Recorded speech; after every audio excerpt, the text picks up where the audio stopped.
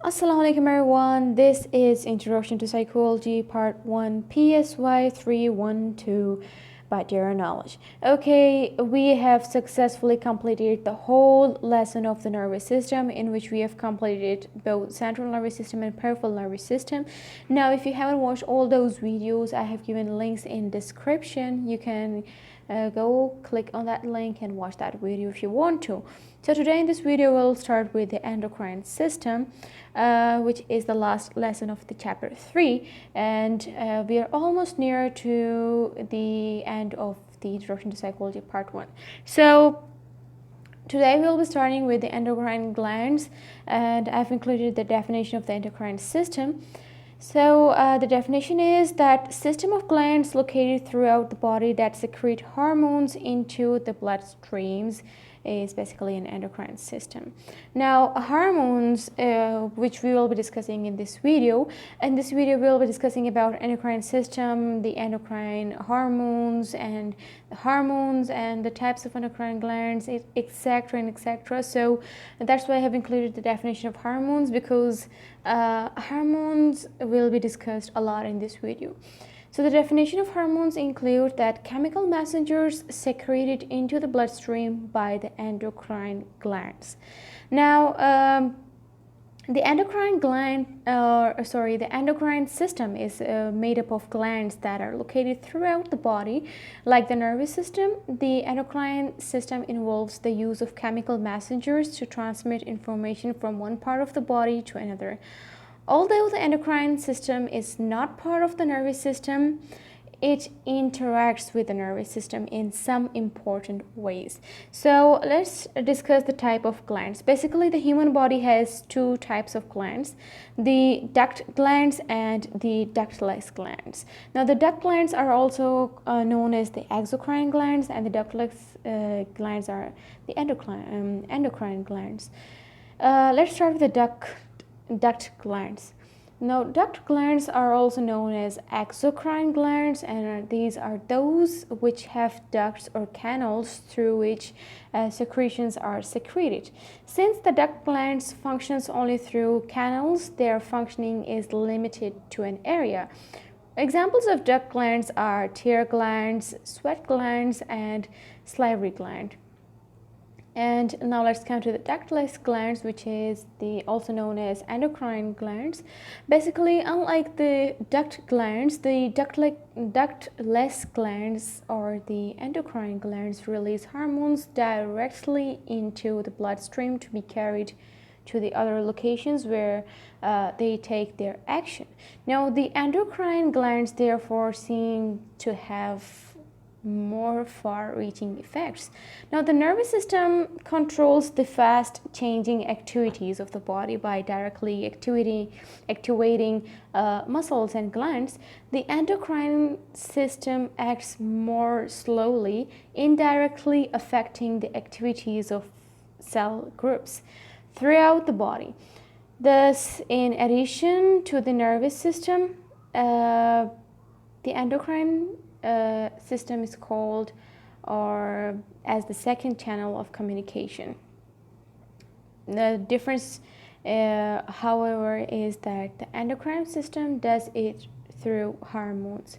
Now let's talk about the hormones. The word hormone was derived from the Greek word hormodizin, which means to arouse. Now a hormone is a chemical that is secreted by the endocrine gland into the bloodstream and transported to other parts of the body, where it has specific effects on cells that recognize its message. Now once a hormone is released, it diffuses through the bloodstream and binds to a receptor on a target organ or tissue chemicals. Now hormones such as neurotransmitters of neurons are chemical messengers of the body, and both of them carry messages between cells. While a hormone may travel a long distance through the body and act on many different types of cells, a neurotransmitter transmits messages involving adjacent neurons, and the effects are limited to a small area. Now, in spite of this difference, some chemicals such as norepinephrine act as both neurotransmitters and hormones. Now, the nervous system and the endocrine glands are closely linked, and most of the endocrine system is controlled by the hypothalamus through the nervous system, and hormones serve many functions in the body. They regulate growth of the human body and help in evoking a specific response in other cells of the body, which are located far away.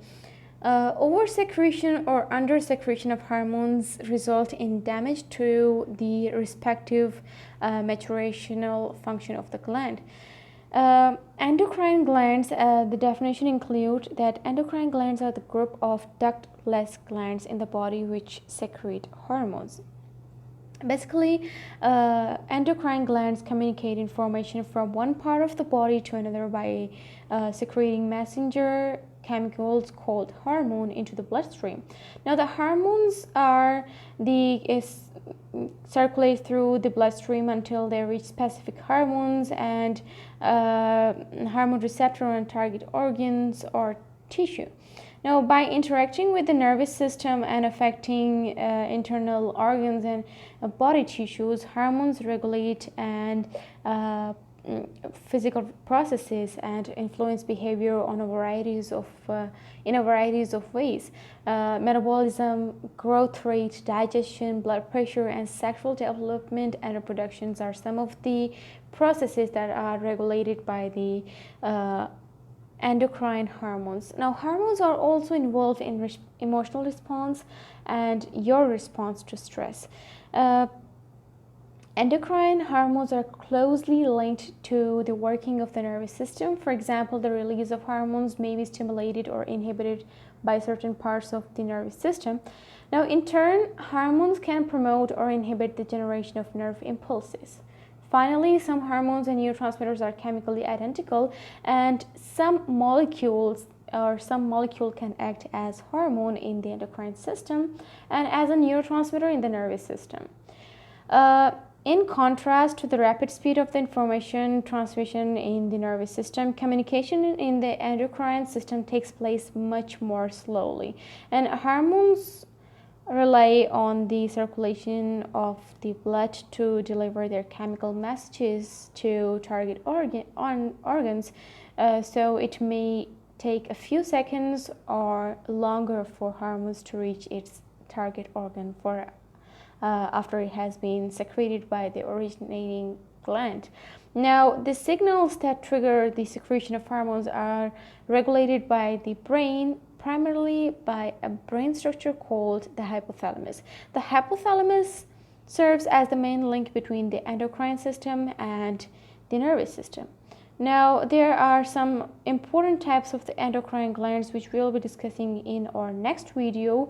So, if your concept is clear in this video, you can like the video. If not, you can ask us in the comment section and we will be happy to help you out. Plus, if you want to stay notified for the upcoming videos and you're new to this channel, you can subscribe to Dear Knowledge. Click on the bell icon so you will never ever miss any notification from Dear Knowledge. You can share the link of this video and channel with your family members and friends because sharing is caring. Until then, Allah Hafiz.